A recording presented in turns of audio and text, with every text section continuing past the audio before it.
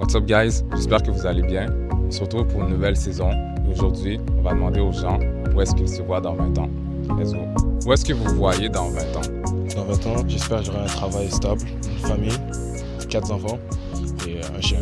Wow. Bonne question. À l'étranger, parce que nous on est français de base, mais à l'étranger je pense, voyager. Voyager, ouais. Après, dans 20 ans, je pense qu'on va trouver du travail. Dans 20 ans, j'espère que je vais avoir un bon travail, genre une belle maison, mariée, avec des enfants. Dans 20 ans, je vais encore à l'école. Belle maison, belle famille, tout ça là. Je vais finir mes études dans 20 ans. Moi. Dans 20 ans, moi je me verrais bien, déjà sur mettons l'aspect professionnel, je me verrais bien ingénieur en robotique et aussi père avec plein d'enfants. Quelque chose d'un peu basique. Là, dans 20 ans, sûrement dans un autre pays. Où est-ce que vous aimeriez voyager? Dans quel pays? Je sais pas. C'est-à-dire, on va faire le tour de l'Europe Ouais. dans 2 ans. Ok. Après, dans l'Afrique du Sud, Ou en Asie aussi. en Asie, ouais. Soit la Thaïlande ou le Portugal. Puis où est-ce que vous voyez après votre vie sur la Terre? Bon, je sais pas du tout. Vu que moi je suis croyante, aller au paradis. Moi, j'espère que je vais au paradis parce que je crois vraiment à le paradis et l'enfer. Donc, j'essaie de faire tout pour essayer d'arriver au paradis. Moi aussi, je suis croyante, donc j'espère aller au paradis. Au paradis. Ça, la paradis. Ailleurs que sur Terre, Est-ce que tu crois qu'il y a une vie après la mort, comme le paradis puis l'enfer? Non, moi je crois pas. d'autres points de vers ça, ouais. Je dis pas qu'il y a un paradis ou un enfer, mais je dirais qu'on revient, ça c'est sûr, certain. Comme la réincarnation? Ouais. Étant donné que je suis croyant, je me dis que certainement il y aurait une vie après la mort. Après, dépendamment de mes actions, est-ce que je serai au paradis ou en enfer? Ça serait juste à Dieu d'en décider, pour le croyant que je suis. Est-ce que tu es chrétien? Oui. Ouais, moi, je suis chrétien. Oui. Oh, moi je suis chrétien. Je suis musulman. Tu es chrétienne? Tu penses quoi de Jésus, toi? Je me dis que c'est notre créateur et c'est lui qui est supposé nous sauver. C'est lui qui dirige notre voie. On est supposé croire en lui pour avoir accès au paradis. C'est comme ça que je me positionne en tant que chrétien. Mais genre, je pense que c'est une très belle personne. Si tu écoutes l'histoire, si tu lis son histoire, même si c'était Dieu un homme, il a quand même eu de la tentation. C'est quand même un homme, tu vois ce que je veux dire. So, tu peux vraiment relate à son histoire et ça permet genre, à tout le monde de pouvoir vraiment essayer de suivre Dieu et Jésus. Ouais, c'est une personne inspirante, là. C'est le Père à nous tous qui nous aime. Est-ce que tu crois en l'existence de Dieu? Je dirais que est-ce qu'il y a une force supérieure? Oui, mais tu sais, l'image du Dieu chrétien ou judaïsme ou islamique, non, pas vraiment. Je dirais plus que c'est quelque chose comme d'un tout. Est-ce que tu es athée? Ouais. Ça serait quoi une bonne raison qui prouverait que Dieu existe, selon toi? Ah bah je sais pas. Des signes peut-être, mais je crois pas du tout en Dieu donc. Puis est-ce que la vie humaine, par exemple, ça prouverait l'existence de Dieu? Bah ça peut. En fait je me pose pas trop de questions donc je vis juste comme ça. Est-ce que tu penses que ce Dieu-là se révèle à la création, aux humains? Je dirais peut-être dans certaines circonstances. Qu'est-ce qui fait que tu crois pas au Dieu de la Bible, par exemple? Je dirais qu'il y a tellement de conflits archéologiques, de conflits décrits. Personnellement, moi, je vois plus le gnosticisme que le christianisme comme une bonne version. Le gnostic? Le gnosticisme. Puis selon vous, comment on fait pour arriver au paradis? On doit suivre le chemin de Jésus-Christ. Vraiment, c'est suivre les paroles de Dieu, lire la Bible tous les jours et vraiment méditer la parole, pas juste la lire, mais vraiment essayer de la comprendre, essayer de vivre chaque jour en ayant conscience de la parole et comment agir.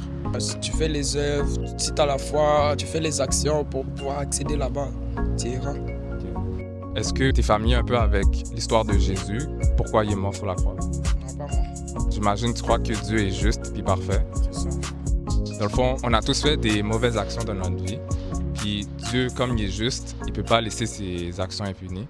C'est pour ça que Jésus, il y a 2000 ans, est venu pour mourir sur la croix. Il a pris la punition de tous nos péchés. Si on met notre confiance en lui, si on le suit, on peut avoir l'assurance à 100% d'aller au paradis.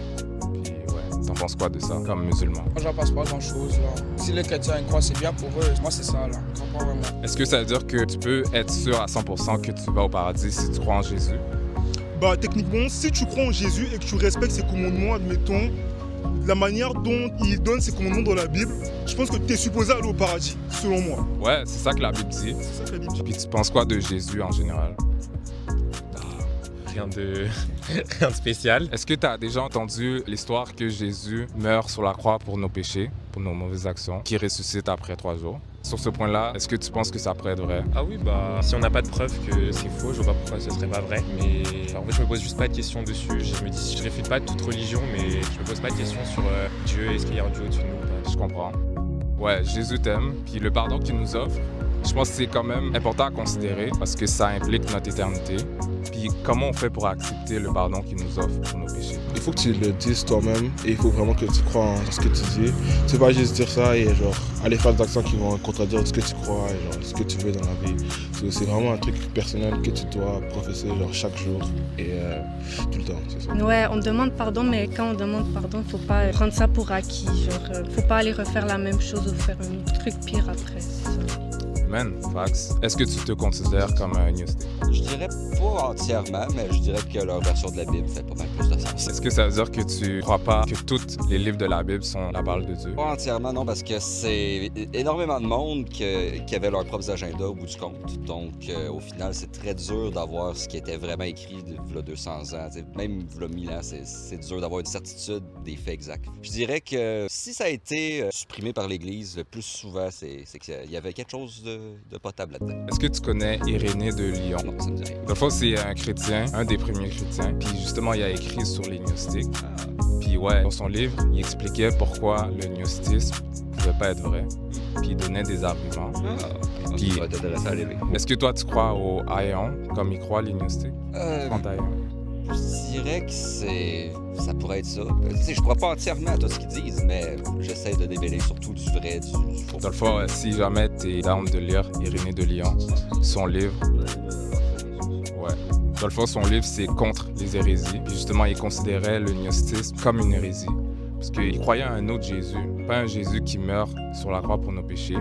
Mais c'est comme s'il commençait à inventer un nouveau Jésus qui n'était pas vraiment venu dans un corps humain, parce qu'il considérait les corps humains comme animal, donc corruptibles, et qu'il disait juste que l'Esprit de Christ est venu sur le Jésus animal, que Christ était différent que Jésus, tandis que Christ est Jésus. C'est sûr, je vais aller c'est super c'est intéressant. Tu penses quoi de Jésus en général? Son message est excellent. C'est un message universel. L'important, c'est d'aimer son prochain. Tant qu'à moi, c'est ce qui fait qu'on est être humain. Son message, ça, c'est sûr certain, mais je dirais ce qui me désole le plus, c'est à quel point certaines personnes utilisent son message pour leurs propres agendas, comme qu'on peut voir ce qui se passe aux États-Unis en ce moment. Puis c'est vrai qu'il y a beaucoup de chrétiens qui utilisent Jésus juste pour leur gain personnel, puis qui le suivent pas vraiment. C'est important de savoir notre mythologie, comme on dit, ou sinon juste pour l'histoire archéologique, l'histoire que, en effet, Jésus a déjà existé. Ça, je vais jamais dire le contraire. Jamais, jamais, jamais.